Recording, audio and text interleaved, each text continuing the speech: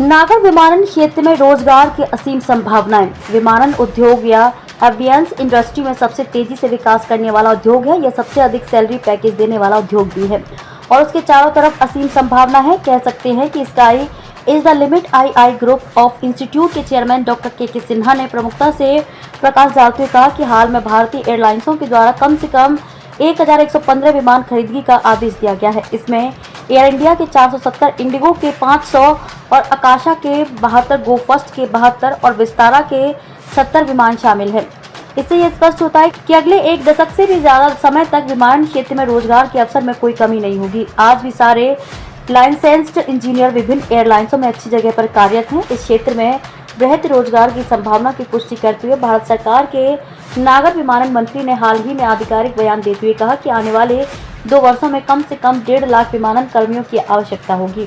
विश्व के सर्वाधिक विकसित उद्योगों में से एक स्थान रखने वाले इस एवियंस उद्योग में एयरक्राफ्ट मेंटेनेंस इंजीनियर की भूमिका अहम है। एयरक्राफ्ट मेंटेनेंस इंजीनियर हर उड़ान से पहले विमान की स्थिति का संपूर्ण निरीक्षण करते हैं तथा यह सुनिश्चित करते हैं कि विमान ठीक से और सुरक्षित रूप से संचालित हो। कोई भी विमान तभी उड़ान भर सकता है जब उसे एयरक्राफ्ट मेंटेनेंस इंजीनियर के द्वारा जांच कर यह प्रमाण पत्र दिया जाता है कि विमान उड़ाने योग्य है।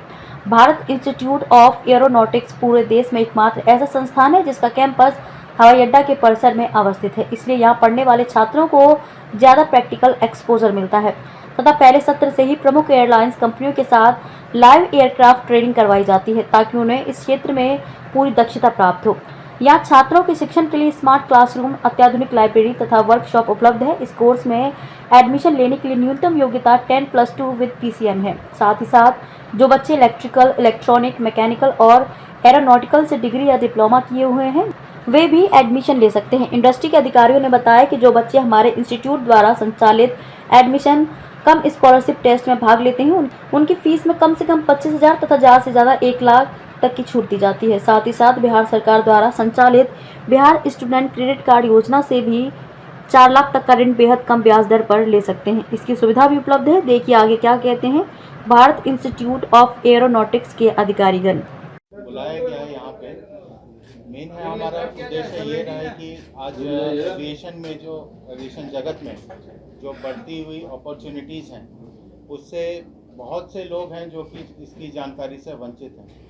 ऑल्दो अभी रिसेंट जो जितने एयरक्राफ्ट्स पे ऑर्डर हुए या इंडिया में जो अभी ग्रोथ स्टोरी है ओवरऑल एविएशन की मैं लेके चलूँ, बहुत से लोग न्यूज़पेपर में या गूगल न्यूज़ में देखते हैं लेकिन जान करके भी अनजान हैं। वो जस्ट एक सिरे की तरह आती है और फिर निकल जाती है, तो वो लोग जान नहीं पाते हैं कि क्या हुआ उनके लिए फ्यूचर में इसमें कितना कुछ रखा हुआ है। ये चीज़ के बारे में लोगों को जानकारी नहीं मिली है अभी तक।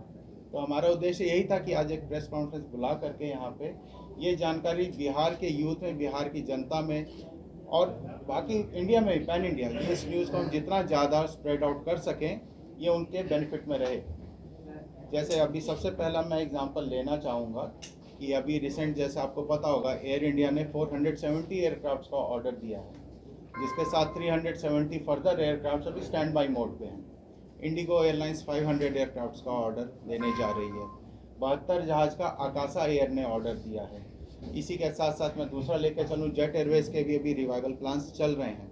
तो इतने सारे एयरक्राफ्ट्स का मैं अगर टोटल करूँ तो नियर अबाउट इंडिया में आज की डेट में 1100 एयरक्राफ्ट का कंफर्म्ड ऑर्डर्स है, कंफर्म्ड। अब मैं अगर जहाज़ के प्रोडक्शन लाइन की मैं बात करूं तो एक जहाज़ के प्रोडक्शन लाइन में महीने में 2 से 3 एयरक्राफ्ट निकलते हैं एक महीने में। लेकिन मैं अगर टेक्निकल मैन पावर की बात करूं, टेक्निकल मैन पावर बहुत इंपॉर्टेंट चीज़ है, क्योंकि क्या है एंड ऑफ द डे यही टेक्निकल मैन पावर इस एयरक्राफ्ट का रख रखाव करती है। वो पायलट के रूप में भी होती है, इंजीनियर के रूप में भी होती है। लेकिन इंजीनियर का जो मेन कंट्रीब्यूशन है वो ज़्यादा स्कोप बढ़ जाता है। वो इसलिए बढ़ जाता है क्योंकि ये जब तक एक इंजीनियर एक एयरक्राफ्ट को सर्टिफाई नहीं करता उस फिटनेस के लिए, पायलट तो उस जहाज़ को उड़ा ही नहीं सकता। तो अगर आप 500 पायलट भी खड़ा कर दें और 0 इंजीनियर खड़ा कर दें उसके सामने, एक भी इंजीनियर नहीं है, तो एयरक्राफ्ट तो फ्लाई नहीं करेगा। तो इंजीनियर का जो रोल है वो सबसे इम्पॉर्टेंट हो जाता है बाय एनी मीन्स। तो इतने एयरक्राफ्ट जब आने वाले हैं और एग्जिस्टिंग में आज की डेट में मैन पावर की रिक्वायरमेंट इतनी ह्यूज है, एविएशन में इतनी अपॉर्चुनिटीज़ हैं कि बाकी सब जो मार्केट है आप देख रहे हैं आज की डेट में, सॉफ्टवेयर हो, बैंकिंग हो, फाइनेंस, मैन्युफैक्चरिंग, सबका ग्राफ नीचे जा रहा है। लेकिन पूरी दुनिया में लेके चलें तो एक इंडिया ही ऐसा मार्केट है जहाँ पे एविएशन का ग्राफ सबसे ऊपर, सबसे तेज़ी से भाग रहा है। इसका सबसे अच्छा एग्जाम्पल मैं अगर यहीं पे लेना चाहूँ, पटना शहर में ही मैं बैठे हुए पटना एयरपोर्ट की मैं बात करूँगा, ज़्यादा दूर मैं अभी दिल्ली मुंबई नहीं जाऊँगा।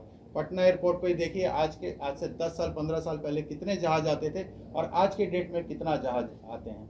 साथ ही साथ पैसेंजर ट्रैफिक का भी आप देखेंगे, पैसेंजर ट्रैफिक पटना में 20 फोल्ड्स बढ़ गया, 20 फोल्ड्स। हमेशा हर एयरक्राफ्ट जो भी खड़ा रहता है, सब एयरक्राफ्ट में सीट्स फुल होती हैं, एक एयरक्राफ्ट निकलता है दूसरा खड़ा रहता है। कई बार तो इतनी भीड़ भी लगी होती है कि एयरक्राफ्ट रनवे पे ही खड़ा रह जाता है, उसको एप्रन में पार्किंग की जगह तक नहीं मिलती है। तो ये तो पटना शहर का हाल है। पैन इंडिया का मैं लेके चलूँ तो इंडिया के जो दो सबसे बड़े महानगर हैं, नई दिल्ली और मुंबई, दोनों में, दिल्ली में आज की डेट में एयरक्राफ्ट नया एयरपोर्ट बनते हुए भी नया टर्मिनल जेवर एयरपोर्ट पे बनाने की नौबत आ गई।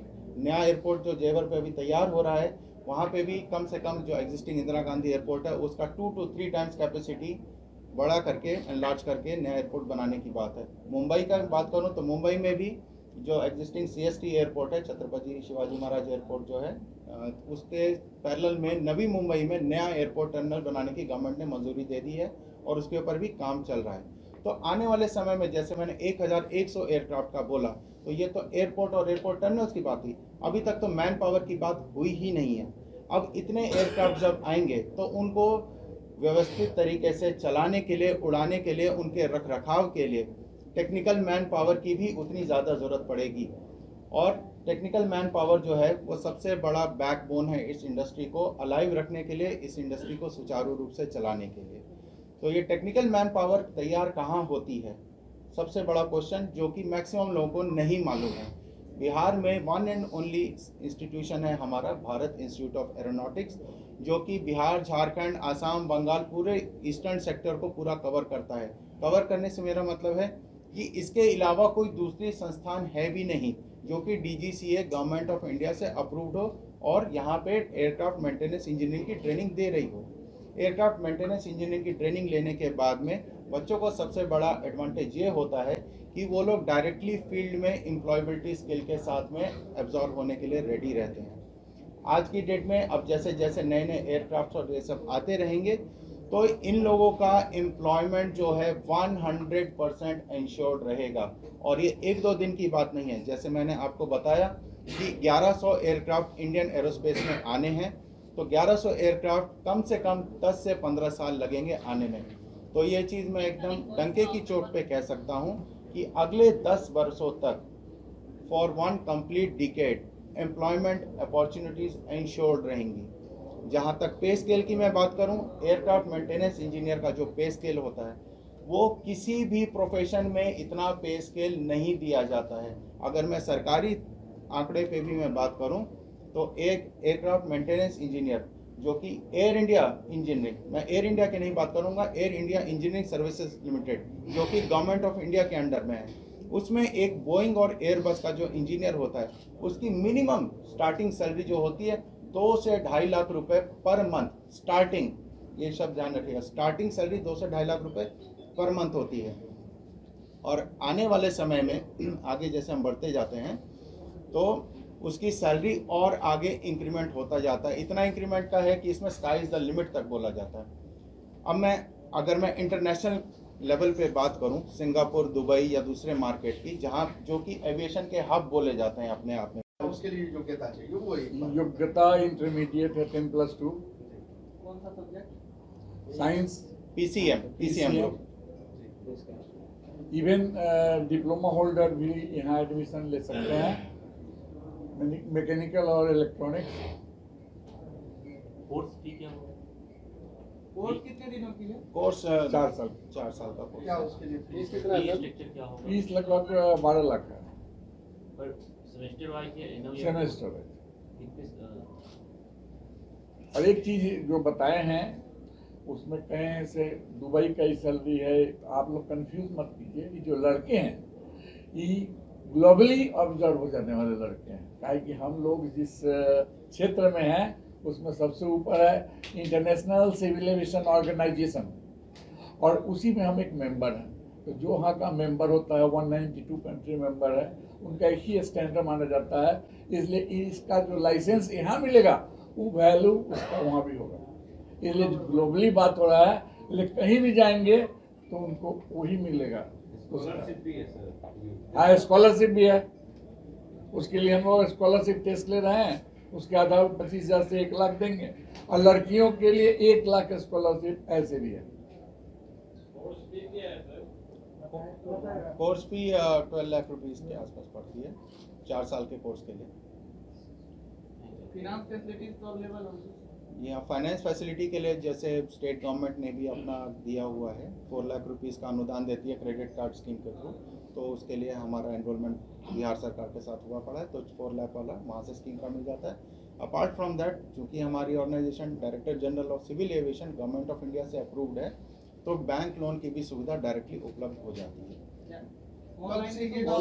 कब से ये ट्रेनिंग चल रही है यहाँ? क्या पहले भी थी या बीच में रुक गई थी, बंद थी ट्रेनिंग? इसके बारे में थोड़ी सी जानकारी। बिल्कुल, मैं जानकारी देना चाहूँगा। ये जो संस्था है, ये संस्था इंडिया की सबसे पुरानी संस्था है, इंडिया की, बिहार की नहीं। ये संस्था सन 1981 में पटना एयरपोर्ट पे इसी जगह पे शुरू हुई थी और आज की डेट में 43 बरस हो गए हैं। आज की डेट में पटना के साथ साथ दिल्ली में भी इस संस्था के जो इस अम्ब्रेला ग्रुप में जो हैं, तो वहाँ पे अदर ऑप्शंस वहाँ पे भी हैं, जो कि DGCA और EASA, European aviation safety agency, वो DGCA की तरह ही एक बॉडी होती है, एविएशन वॉचडॉग होता है, उसका अप्रूव्ड ऑर्गेनाइजेशन है।